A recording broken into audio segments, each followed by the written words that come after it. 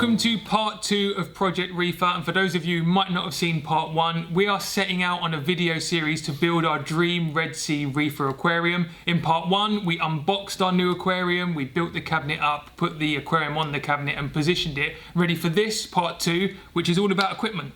So we decided to go for mainly Red Sea equipment. Not only is the equipment designed specifically for the Red Sea Reefers and other Red Sea aquariums, but it also works on their great REEFMAT app. Yeah, and it made a lot of sense to think if we're going to have a fair amount of equipment on this aquarium, that it all is controlled via one ecosystem, if you like, and that is, as Steve said, the REEFMAT app. So we spent the last couple of days putting this equipment on the aquarium, and most of it's Red Sea. There's a couple of other brands you might be familiar with, and we've filmed that journey to show you what was easy, what might have been a little bit more difficult, and so that we could show you what it looks like at the end. So I think we should do that now.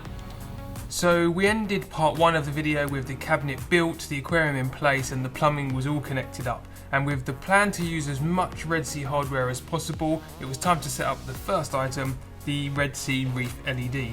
Now, as we mentioned in that previous video, the Reefer 425 comes as either a standard model or a deluxe model, the deluxe coming with the LED lights. So this aquarium came with 2 Reef LED 90 units, as well as the mounts to mount them on top of the aquarium.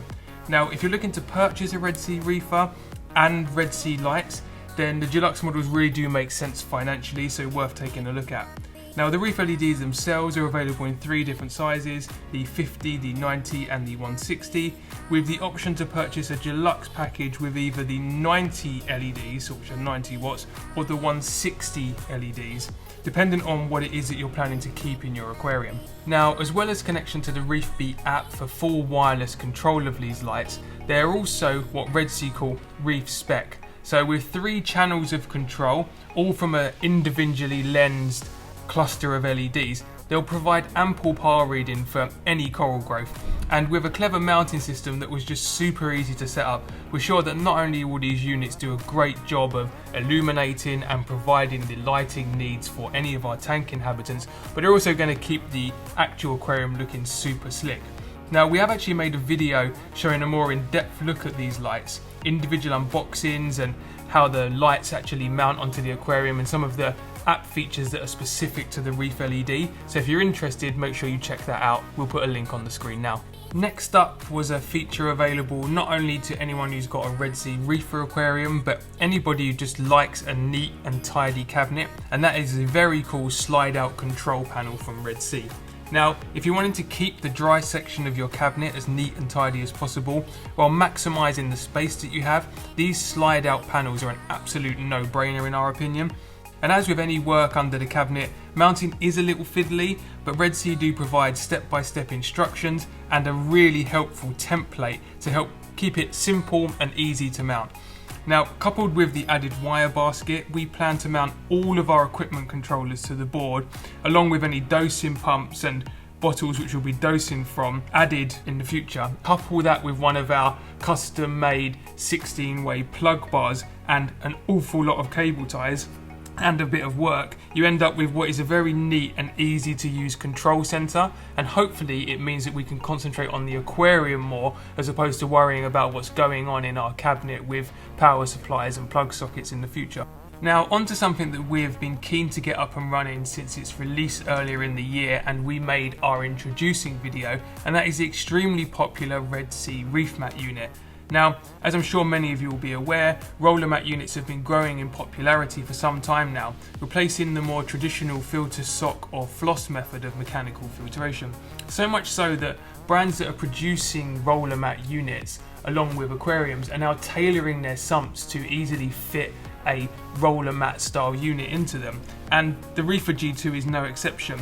It was so easy to remove the filter socks and the baffle, which meant that we could utilise very easy flexible mounting options and put the REEFMAT into the sump with real ease. Now, we've opted for the 500 here instead of the 1200 just to save ourselves a bit more space, but you could fit both units in there. And if you're wondering which size is for you, then you can head over to the Red Sea website and check out their compatibility chart.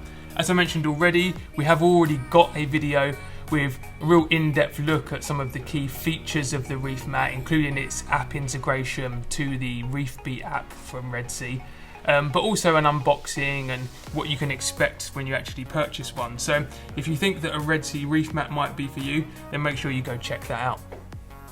Now, time to take care of that all-important flow in our aquarium. And as we've mentioned before, although there's lots of really great flow pumps available on the market, we're going to go for Red Sea REEFWAVEs, which utilise a cross-flow technology in an attempt to provide silent, powerful, and as we've already said, smart controlled flow in your aquarium. Now, they're available in two different sizes. The 25 offers about 7,500 litres per hour of flow, and the 45 about 1,500 litres per hour.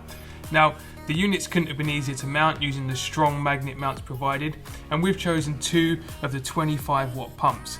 And while the theory will only be tested once the aquarium is actually wet, we're going to try and mount both of these pumps on vertically along either side of the weir box. The logic being that we can utilize some of the REEFWAVE's features, such as the random or stepped or surface flow features, to create two areas of flow on either side of the aquarium. Now, what would be really interested in hearing is anyone that's done that already. So if you are running these REEFWAVE pumps in this style, make sure you comment down below and tell us how you got on.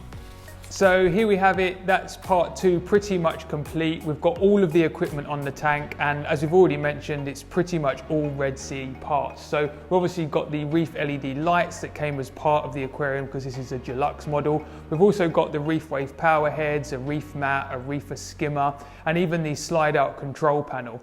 And there's a couple of products that aren't Red Sea just because they don't produce that product that we needed.